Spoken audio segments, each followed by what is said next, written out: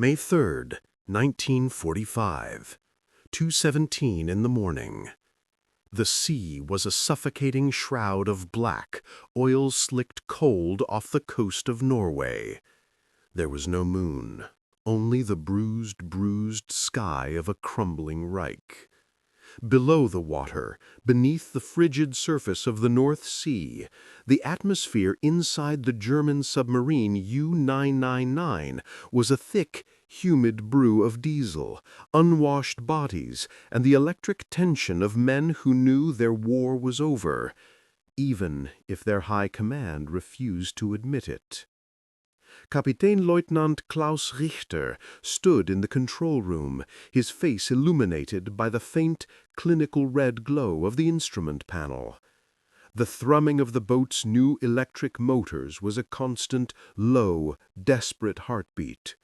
For days they had been a ghost, hugging the coast, ordered to sortie into the North Atlantic for a final, glorious suicidal act of defiance against a victory already won by the Allies. The stakes were no longer about sinking tonnage or winning the war. The war was lost. The choice was brutally simple: survival or martyrdom. 2 days prior, U-Boat Command, or Befehlshaber der U-Boote, had issued a radio message. It was not a strategic order. It was a death warrant. It detailed a final, massive surface engagement against a British convoy, a mission that would amount to a pointless fiery sacrifice. Richter knew what the BDU wanted: an honorable blaze of glory, a propaganda piece to salvage the last scraps of National Socialist ideology. In the hands of the BDU, U-999 was a final, expendable pawn. In Richter's hands, it was a vessel of life, a steel cylinder containing 72 souls, men who had families waiting, men who were tired of fighting for a phantom cause. Richter did not need to be told what his duty was. The explicit order from the BDU, signed by Großadmiral Karl Dönitz himself, had been clear, unforgiving, and absolute. Einsatz bis zum letzten Atemzug. Kampfbereitschaft aufrechterhalten. Bei Gefangennahme, Zerstörung der klassifizierten Systeme unverzüglich. Translated: operation to the very last breath, combat readiness maintained, upon capture, immediate destruction of all classified systems. The order was non-negotiable. To disobey was treason. To surrender was to face the firing squad if they were ever recaptured. But Richter was contemplating a defiance far greater than just turning the boat around. He was staring at the heart of U-999's technological advantage, the Snorkelanlage, the new generation snorkel system, a revolutionary piece of engineering that allowed the U-boat to run on its diesel engines fully submerged for weeks on end. It was the system the BDU prized most. The protocol demanded its Seeventwheel, its critical sea valve, be sabotaged immediately prior to any surrender to prevent its secrets from falling into British hands. Richter's plan was to use the very thing he was ordered to destroy. He would use its unprecedented endurance to sneak U-999 into British waters, not to attack, but to disappear from German patrols and appear, a ghost, on the enemy's doorstep. It was a secret weapon, now a forbidden tool, to be used not for aggression, but for an impossible escape. He turned from the panel, the sweat on his brow cold. He looked at his first officer, a nervous young lieutenant named Oscar Brandt, who was still humming a marching tune, unaware of the captain's silent moral war. He reached out and tapped the dial for the electric motors, pushing the speed up slightly, a fraction faster than the patrol orders allowed. The sound of the submerged boat was an immense, grinding whisper in the deep. "Ruder, hard backboard," he said, his voice flat, emotionless. Hard to port.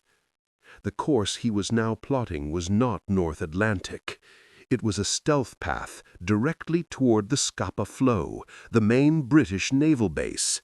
He was steaming headlong into the enemy's lap in direct violation of the Führer's final standing orders. He had pulled the trigger on a moral gamble that would either save 72 lives or get him branded a traitor for all time. The final patrol had begun, and it was a mission to betray his nation for the sake of his crew. Kapitänleutnant Klaus Richter, aged 32, was not a natural-born warrior. He had not joined the Navy out of ideological fervor or a lust for glory. His background, in fact, was utterly unsuited for the close-quarters brutality of the U-boat service.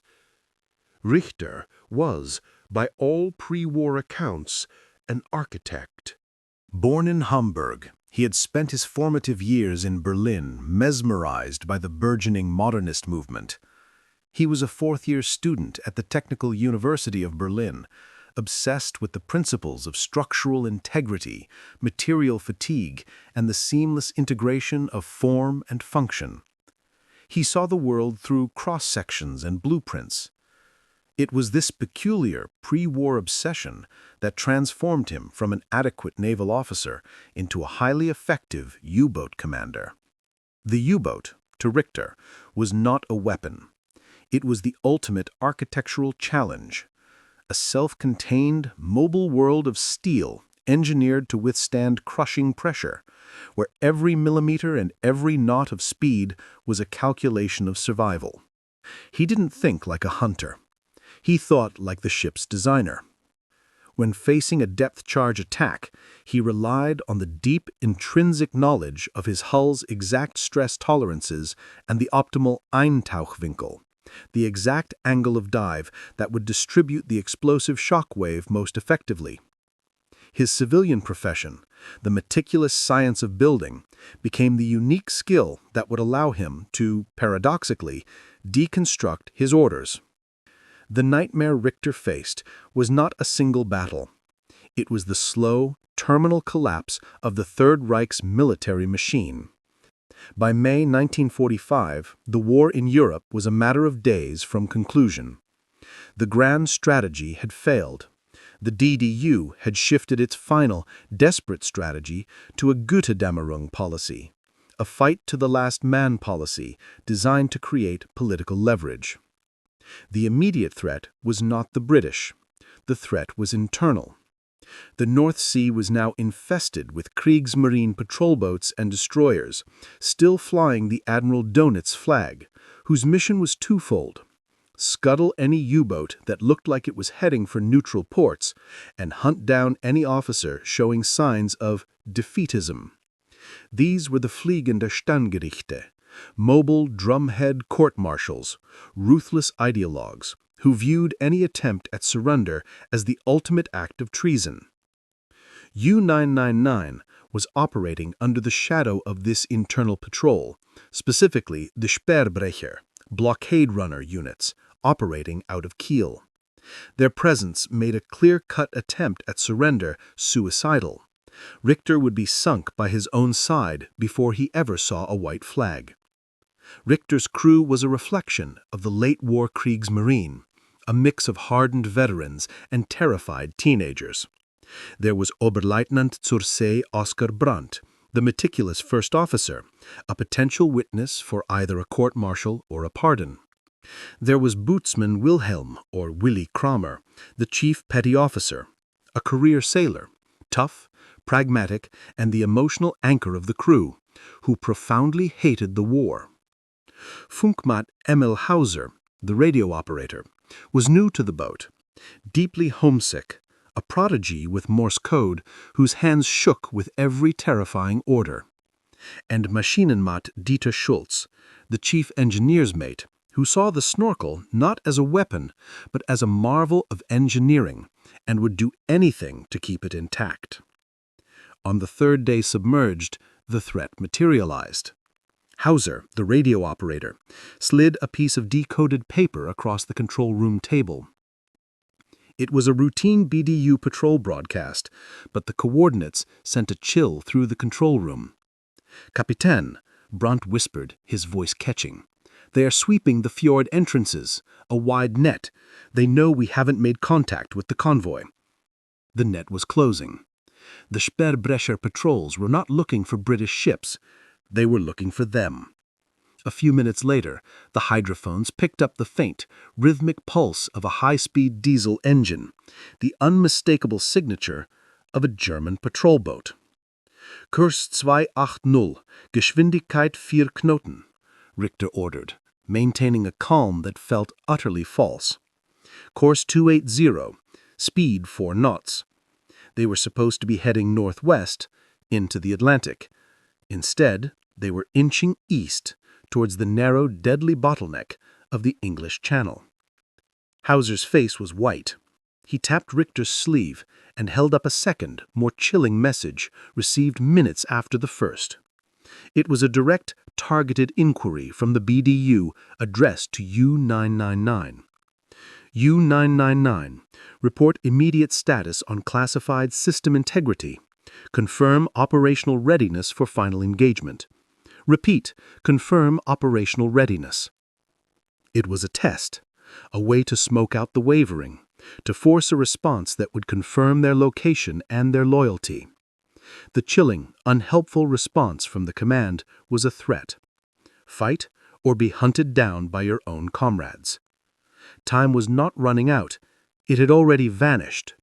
Richter had to act now, or the Sperrbrecher would find them first. Richter's gaze was not on the sonar display, nor on the pressure gauge.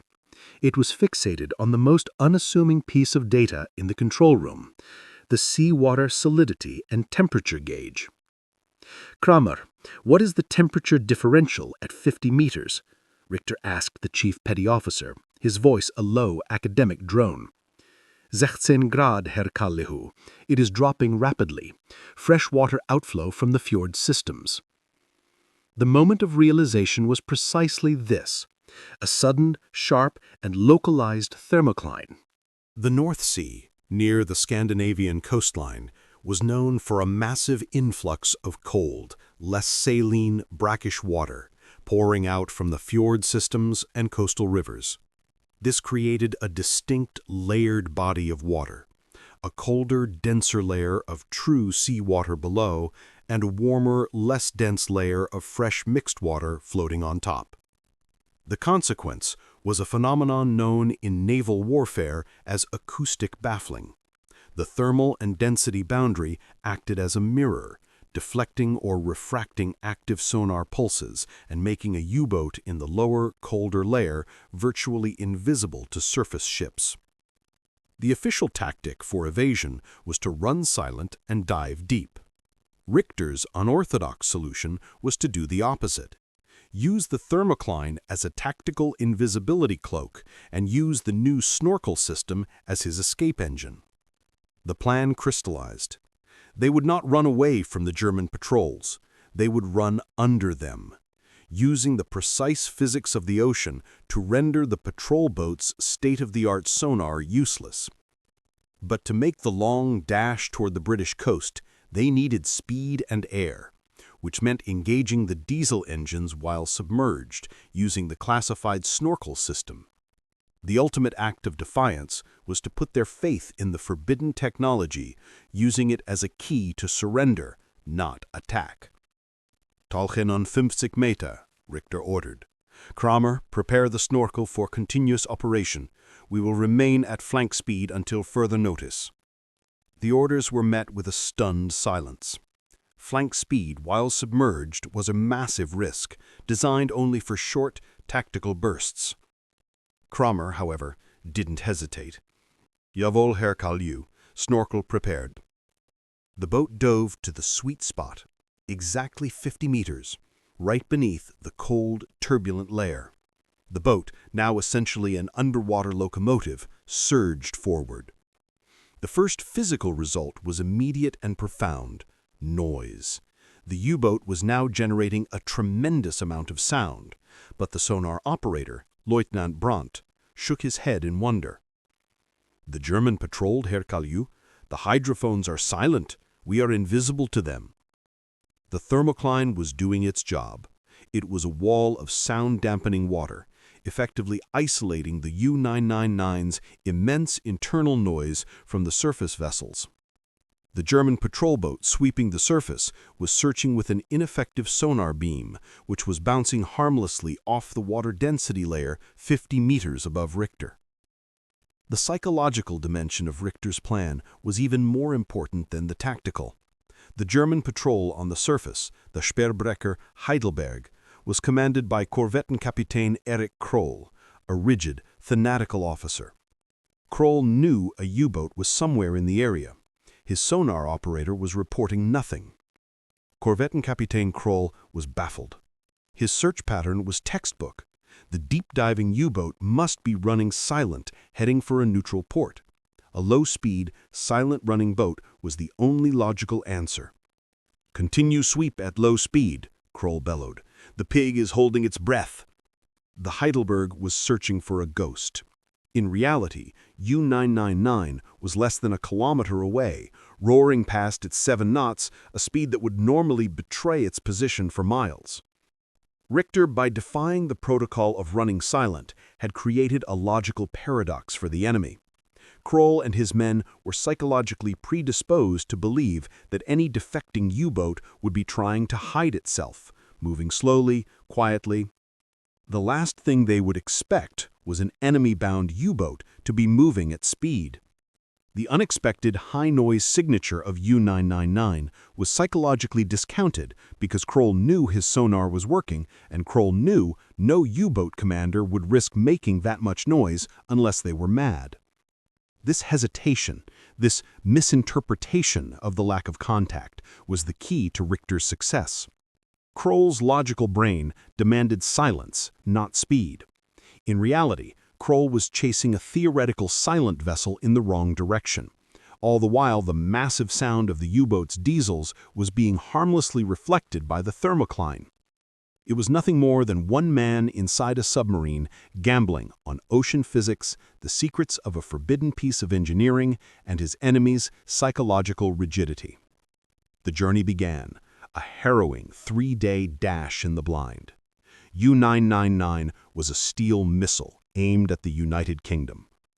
The conditions inside the boat were horrific.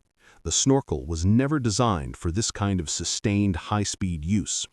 The constant engagement of the diesel engine, pulling in air and exhausting fumes at the surface, caused the pressure balance inside the boat to fluctuate wildly. The atmosphere was thick with exhaust and sweat. But the plan was working. Hauser intercepted more BDU messages. The net was closing, but it was closing behind them. The German patrols were convinced U-999 was scuttled or holed up in a Norwegian fjord, searching for a boat that had already used their own advanced technology to stage a silent internal coup. On the 4th day, the boat finally broke through the dense German patrol zone. Richter ordered the speed reduced, the snorkel was retracted, the diesels went silent. They were now in the shallow, dangerous waters of the English Channel, relying entirely on the electric motors. Tauchen auf Periskoptiefe. Richter raised the periscope. Through the lens he saw them. The destroyers of the British home fleet. A wall of gray steel, the unmistakable sight of victory and overwhelming force. He ordered the boat to surface, a slow, agonizing process. As the U-999 broke the surface, the German flag was lowered and stowed.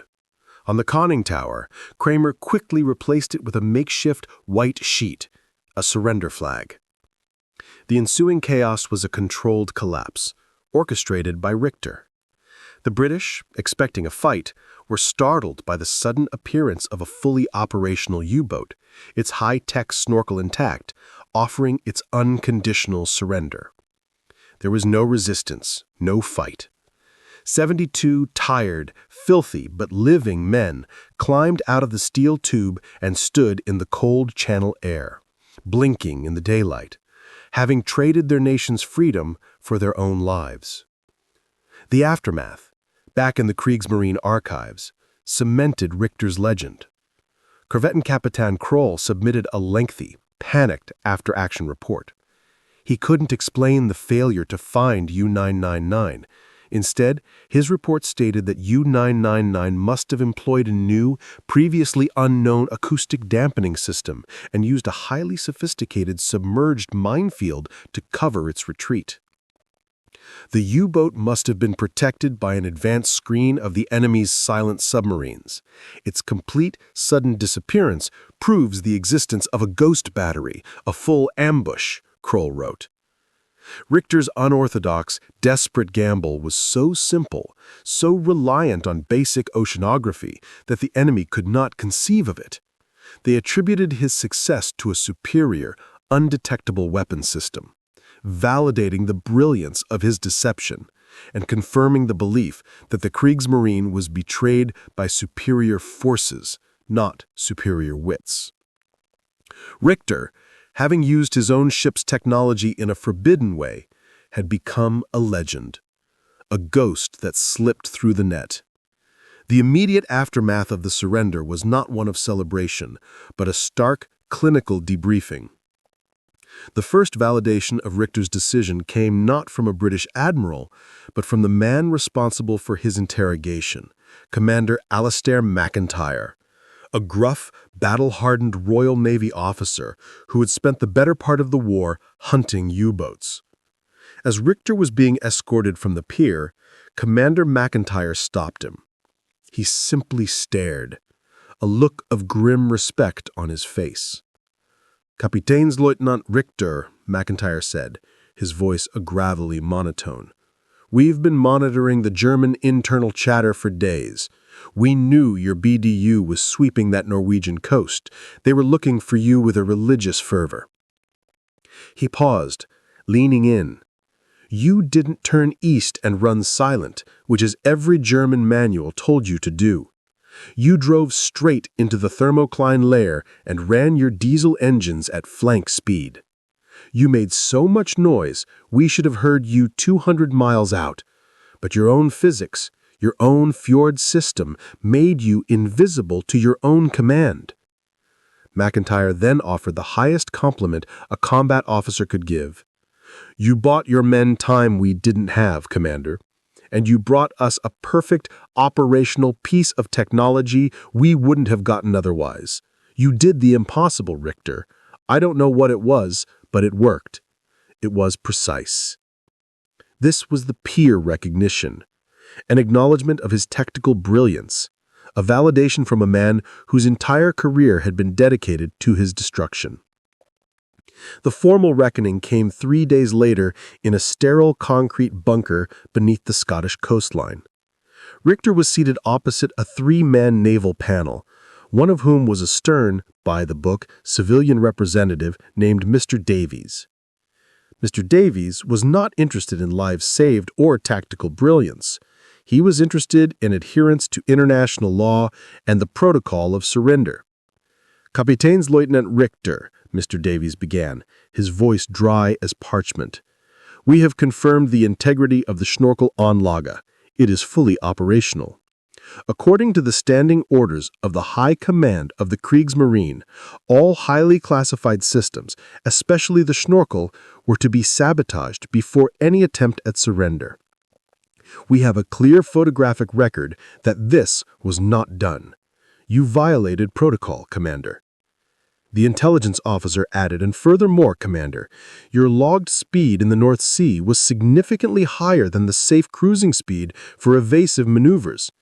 You deployed a wasteful, unnecessary use of your classified systems in a period where your primary objective was to maintain a silent, offensive patrol pattern." Richter did not shift in his chair. He was clean, calm, and utterly composed. He waited for Mr. Davies to finish, then spoke, his German translated instantly by a nearby officer. His voice was quiet, a stark contrast to the interrogation. Herr Davies, gentlemen, I understand the violation of the standing orders. However, those orders required me to participate in a suicidal action against an overwhelming enemy force.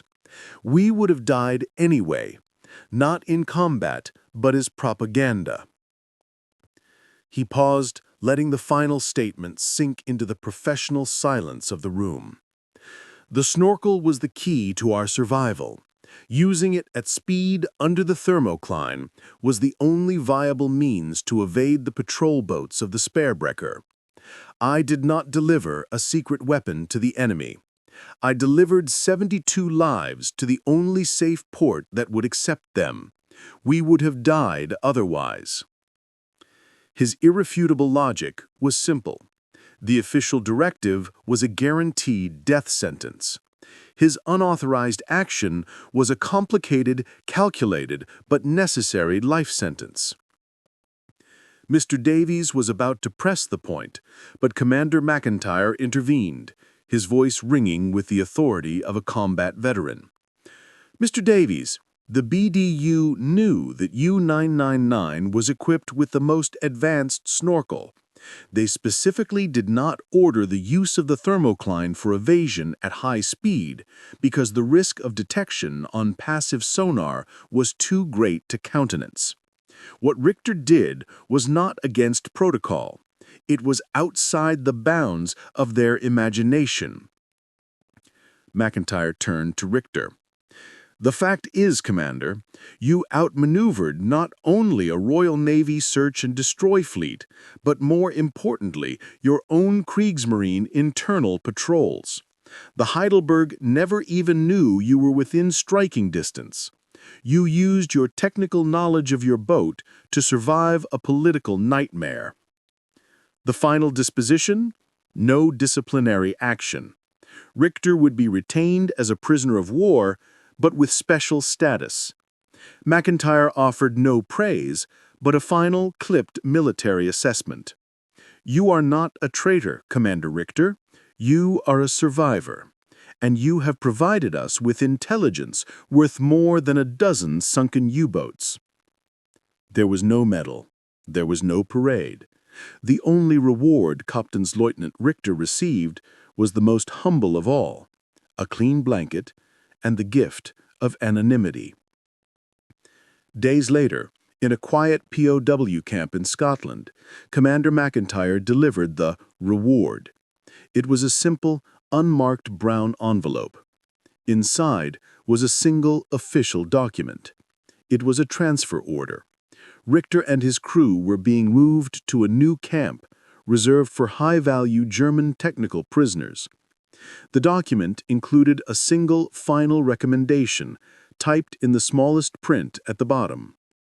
No further interrogation required. Status: operational.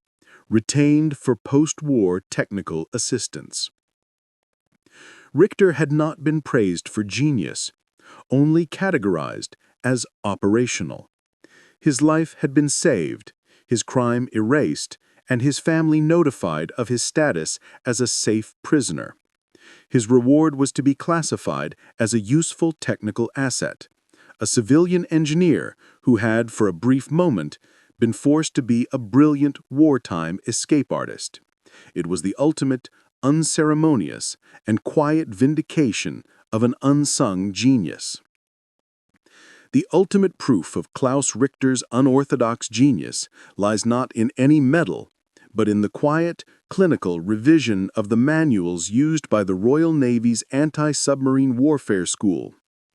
The analysis of U-999's logbooks, the interrogation transcripts of Richter, and the subsequent sea trials of the recovered snorkel system were all compiled into a highly classified naval report, Report NID 4522, Analysis of Thermocline Evasion and Advanced Snorkel Maneuvers.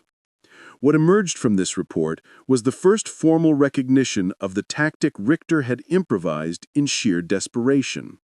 The Royal Navy realized their own ASW doctrine was fatally flawed because it was based on the premise that a U-boat commander would always adhere to the protocol of minimum noise and maximum depth during evasion.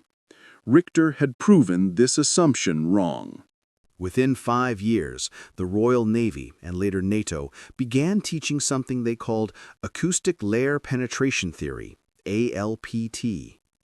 It was a fancy, technical term for Richter's deceptively simple idea. Don't just search for the silent runner at the bottom. Actively target and exploit the thermocline and acoustic baffling layers. It formalized the idea that in certain hydrographic conditions, a fast, loud, submerged submarine could effectively use the ocean's thermal layers to mask its noise. The new doctrine mandated that ASW patrols should employ unpredictable, randomized depth charges and deep sweeps to penetrate the thermal layer, specifically targeting the safe zone Richter had utilized. The forbidden tactic of a panicked German commander became the foundation of modern anti-submarine evasion and detection for the next 40 years. He didn't just survive, he quietly rewrote the rules of the entire underwater battlefield. The ripples of Richter's decision were felt most deeply by the men he saved. Chief Petty Officer Wilhelm Kramer, the pragmatic career sailor, wrote in his initial debriefing, "When the captain ordered the snorkel at flank speed, I thought he had lost his mind. Every sailor knows you run silent in those waters. But when the diesel roared and the British hydrophones stayed silent, I knew he was working on a different kind of map. He saw a way out that wasn't in the books." The young radio operator, Funkmat Emil Hauser, wrote in a letter which was intercepted and archived, "Mother, they told us we must fight until the last breath. The captain did not fight the English, he fought the war itself. I am alive because he disobeyed." When Klaus Richter was finally repatriated in 1947, he did not seek fanfare or public vindication. He returned to Berlin, a broken city, and immediately resumed his life as an architect. He specialized in low-cost, high-efficiency housing, rebuilding the shattered apartment blocks of West Berlin. He applied the same obsession with maximum efficiency in confined spaces that he'd practiced in the steel hull of U-999.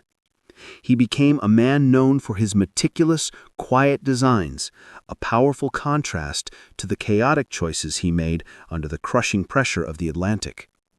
The true psychological motivation behind Richter's decision remained a secret held only by himself until decades later. In 1988, he granted a single, brief interview to a young German historian. The historian asked him, plainly, why he risked everything. Richter smiled, a faint, tired expression. He pulled a yellowed, original blueprint of a U-boat from a hidden drawer. He pointed to a small, critical joint where the pressure hull met the conning tower, a point of immense stress. "Herr Doctor," Richter began, his voice rasping with age, "I spent my life studying structure. A building, a bridge, a submarine, it is only as strong as its weakest point. For a U-boat, in combat, the weakest point is not the hull or the engine. It is the man who commands it, the captain." He tapped the blueprint. "When the final order came to fight and die, I looked at the order and saw no structural integrity. It was not a tactic, it was an explosion." His final confession came as a single, devastating sentence, which the historian recorded as the most profound quote of the entire interview. "That day, the battlefield taught me something no manual, no ideology, no architect's study ever could. Sometimes the only right choice, the only one that maintains the structure of your humanity, is the one they didn't teach you to make, the engineering of betrayal for the sake of survival." The legacy of Kapitänsleutnant Klaus Richter is not written in history books, but in the cold, dense water of the North Sea. He used the forbidden technology of a doomed Reich not for glory, but as a stealth tool for surrender. He did not sink ships, he saved lives. And maybe that's the real lesson of the U-999's final patrol, that sometimes history doesn't remember you for what you were ordered to do, but for what you engineered to do when all you had left to save was the integrity of your crew. If you found the story of Kapitansleutnant Richter's desperate, brilliant gamble compelling, hit the like button and subscribe. And tell us in the comments below, if you were in Richter's shoes, facing certain death on a hopeless mission, would you have chosen to follow the order for glory or break the rules for survival?